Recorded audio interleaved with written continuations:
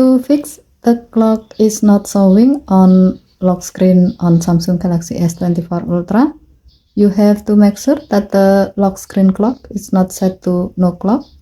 To do so, swipe down the top of the screen and then tap setting icon. Scroll down the screen to find wallpaper and style. Tap wallpaper and style. Next, tap the lock screen thumbnail. Tap plus clock thumbnail.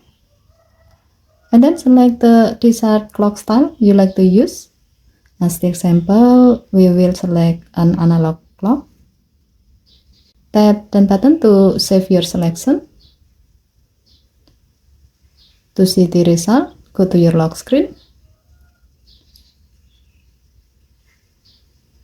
As you can see, now your phone is displaying the selected clock, in this case an analog clock, on your lock screen.